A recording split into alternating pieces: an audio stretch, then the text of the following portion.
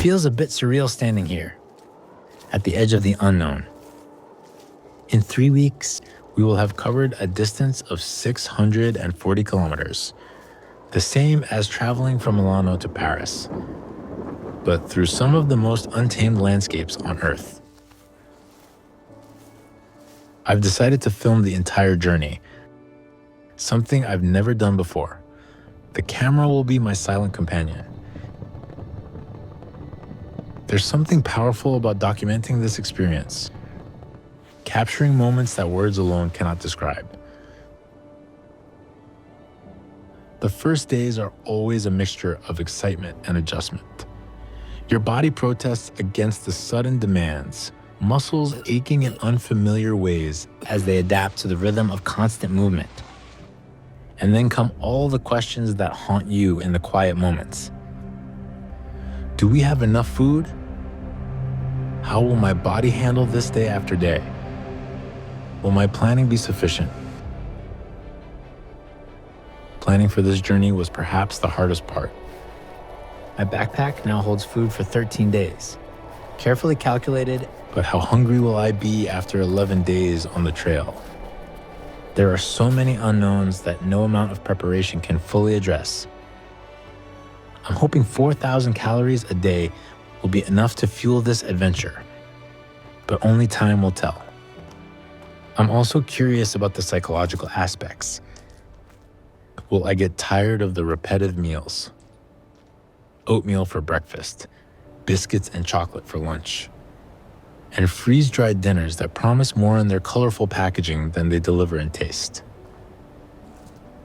These are the small sacrifices we make for the privilege of witnessing what few others will ever see. We've chosen a few highlights to anchor our journey, and now the first one begins to unfold before us. We'll spend 2 days crossing this national park, following an incredible canyon that seems to have appeared out of nowhere, carved by ancient forces into the very heart of the land. The deeper we venture into the canyon, the more it feels like we've stepped into a scene from The Hobbit.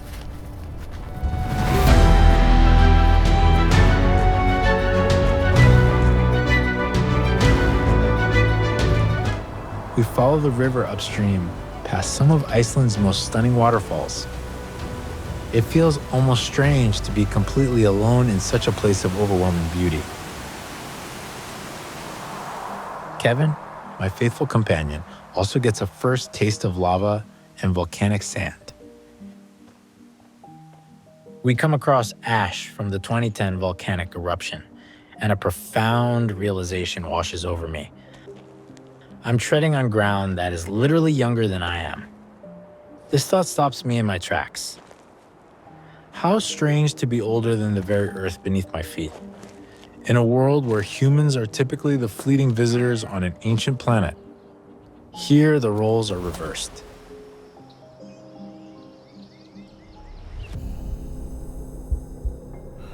Now, the highlands await, a formidable 200-kilometer highland plateau. Maps mark this region with warnings rather than attractions, a place where weather systems collide and landscapes shift between otherworldly beauty and brutal desolation. We approach this section with a mixture of reverence and trepidation. Having read accounts of endless black sand deserts that swallow footprints and drain spirits. The vastness of this challenge cannot be overstated. Crossing the highlands means committing to days of complete self-reliance in one of Europe's last wilderness areas.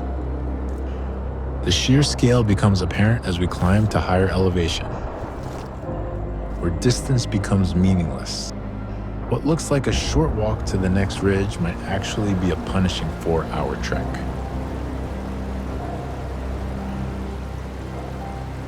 This psychological game the highlands play with travelers has broken many before us.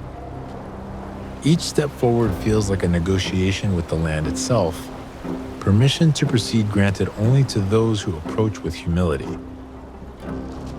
What tested us most wasn't the terrain, though, but the relentless assault from the sky. A week of rain that seemed orchestrated to break our resolve. Temperatures hovered stubbornly below 10 degrees Celsius. The numerous river crossings presented their own gauntlet of challenges. Some were merciful, shallow enough to navigate with our waterproof boots. Others, swollen with glacial meltwater, demanded our complete respect.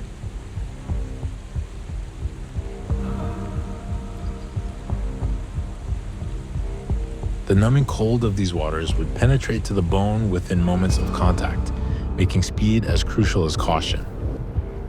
Then, just when the highlands had extracted their toll of suffering, they offered an unexpected gift. We stumbled upon what would become the crowning moment of our journey. Water mysteriously rising from the ground.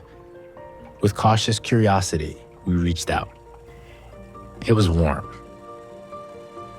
In this harsh landscape that had shown us nothing but austerity, we had discovered a hidden oasis of comfort. Following the stream uphill, the water grew hotter and hotter. Inspired by this discovery, we decided to build a small dam, mixing the cold river water with the hot spring to create the perfect temperature. We soaked for almost an hour. We felt somewhat clean. Of course, we had to put our dirty clothes back on afterward. A humbling reminder of our temporary existence in this pristine wilderness. Music from an iPod helped keep our spirits high during the challenging days, transforming difficult moments into bearable ones, even memorable ones. We laughed a lot, finding joy in small things and shared experiences. There's a unique feeling when you finish a long day's trek, set up the tent, and realize this simple shelter is now home. And within that space, you find a different kind of freedom. Unfortunately, you can't just crawl into your sleeping bag right away. There's always something that needs attention. Washing our wool clothing in cold streams gave us at least the illusion of cleanliness. Taking care of our gear became a sacred ritual. The volcanic sand dried out our boots completely. Our gasoline stove required frequent maintenance, usually just a clogged nozzle that needed cleaning. A simple fix that meant the difference between a hot meal and cold rations.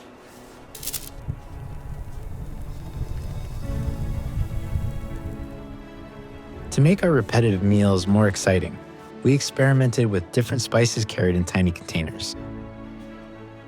And when we wanted a real treat, we'd slice up some cured sausage, savoring each bite as if it were a gourmet delicacy. Time in the tent was spent reading. Taking care of our feet became another ritual, addressing hot spots and minor irritations before they could develop into journey-ending problems. And, of course, preserving the memories became increasingly important as the days passed. I think I wrote in my journal every single night, no matter how exhausted I felt.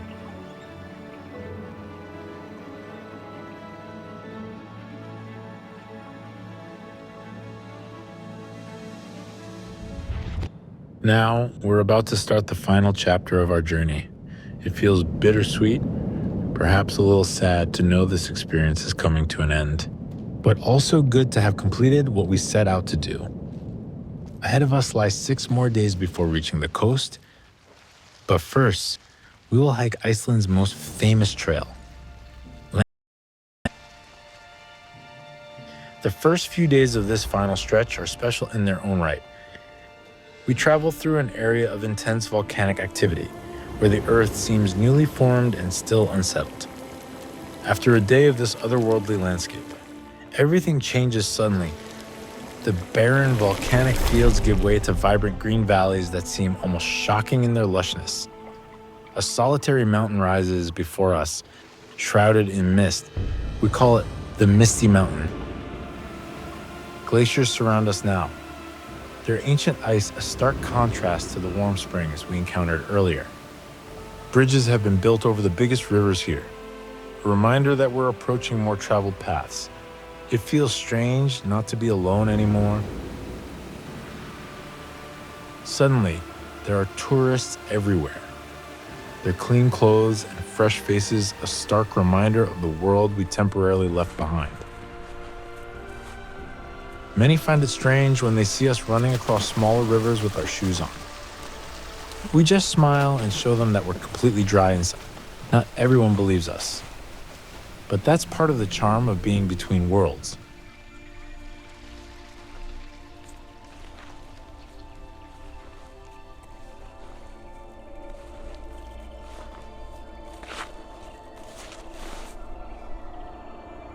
We also come across ash from the 2010 volcanic eruption, a humbling experience to stand on solid ground that is younger than ourselves.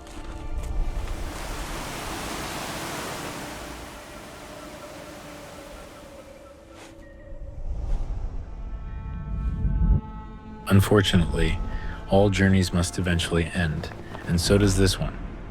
Here we are on the last stretch of the route, with about 4 kilometers to go. As we approach the end,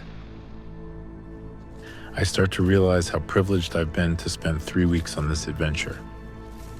Disconnected from the noise of everyday life,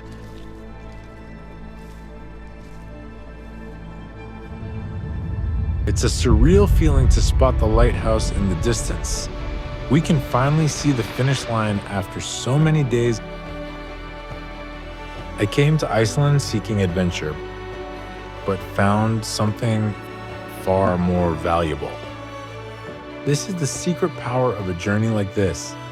It doesn't just add to your life, it fundamentally rewrites it.